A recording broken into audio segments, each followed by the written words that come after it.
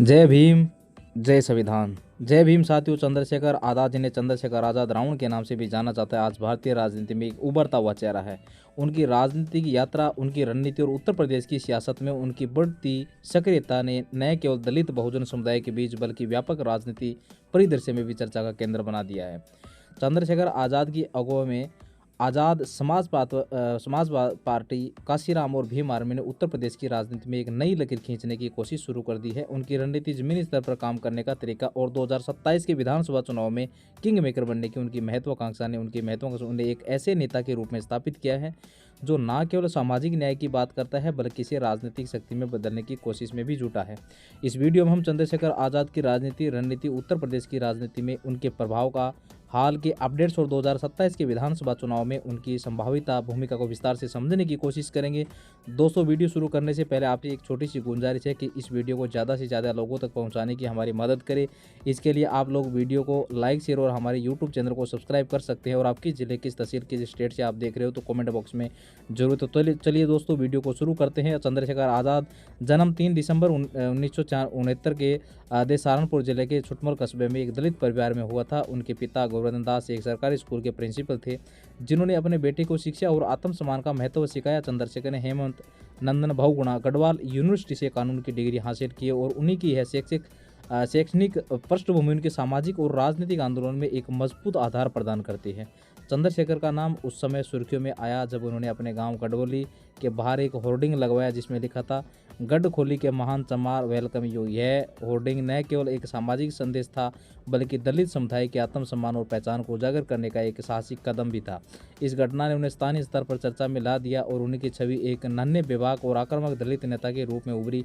2014 में चंद्रशेखर ने सतीश कुमार और विनय रतन सिंह के साथ मिलकर भीम आर्मी की स्थापना की। यह संगठन दलित समुदाय के लिए शिक्षा और सामाजिक जागरूकता के माध्यम से मुक्ति का रास्ता तलाशने का लक्ष्य रखता है। भीम आर्मी ने पश्चिम उत्तर प्रदेश में दलितों के लिए मुफ्त स्कूल शुरू किए और सामाजिक अन्याय के खिलाफ सड़क पर उतरकर आंदोलन किए। सहारनपुर हिंसा 2017 में उनकी भूमिका ने राष्ट्रीय स्तर पर पहचान दिलाई। हालांकि इस हिंसा के बाद उन्हें राष्ट्रीय सुरक्षा अधिनियम ANSA के तहत गिरफ्तार भी किया गया। इलाहाबाद उच्च न्यायालय ने उनके बाद गिरफ्तारी को राजनीति से प्रेरित बताते हुए जमानत दी। 2020 में चंद्रशेखर आज़ाद ने समाज पार्टी काशीराम की स्थापना की, जिसका नाम दलित आंदोलन के प्रणेता काशीराम के सम्मान में रखा गया। 2024 में उन्होंने नगीना लोकसभा सीट से चुनाव जीतकर संसद में प्रवेश किया, जिसने उनकी राजनीतिक विशेषता और मजबूत किया। इस जीत ने न केवल उनकी पार्टी को बल्कि दलित बहुजन राजनीति को एक नया आयाम दिया। चंद्रशेखर आज़ाद की राजनीति रणनीति और मूल आधार सामाजिक न्याय, दलित बहुजन, अल्पसंख्यक गठजोड़ और जमीनी स्तर पर संगठनात्मक विस्तार है।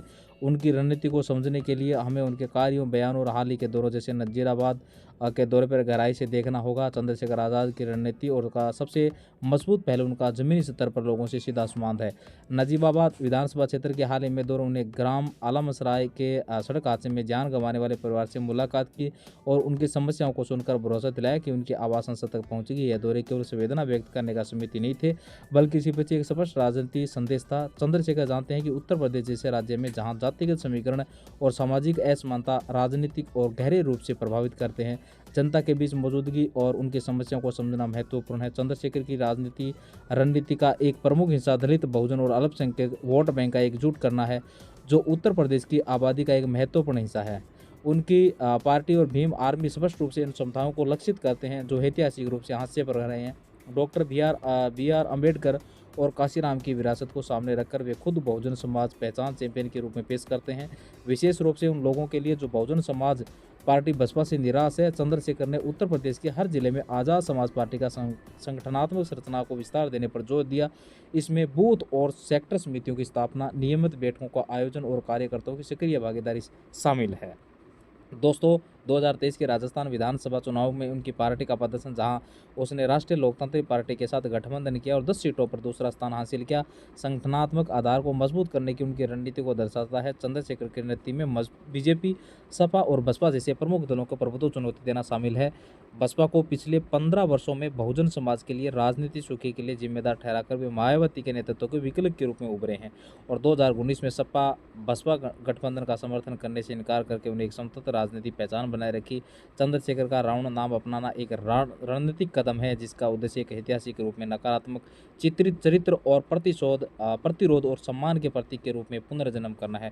दोस्तों, बात तो बहुत लंबी चौड़ी है, आपको सभी को पता है, लेकिन सामाजिक कार्यकर्ता से सांसद तक की उनकी यात्राएं हाशिए पर पड़ी समुदाय निराशा और राजनीतिक पूंजी में बदलने की उनकी क्षमता को दर्शाती है। 2027 में किंग मेकर बनने का उनका दावाकांक्षी है, लेकिन दलितों, ओबीसी और अल्पसंख्यकों के बीच उनकी बढ़ती लोकप्रियता से पता चलता है कि वे राज्य के राजनीतिक परिदृश्य को महत्वपूर्ण रूप से प्रभावित कर सकते हैं।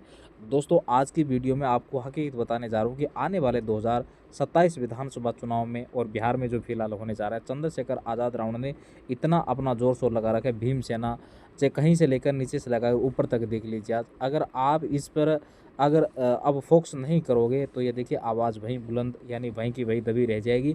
अगर इस पर आप थोड़ा सा अगर महत्वपूर्ण अगर बिंदु अगर सोच लोगे तो ये आवाज़ बहुत ऊपर तक चली जाएगी।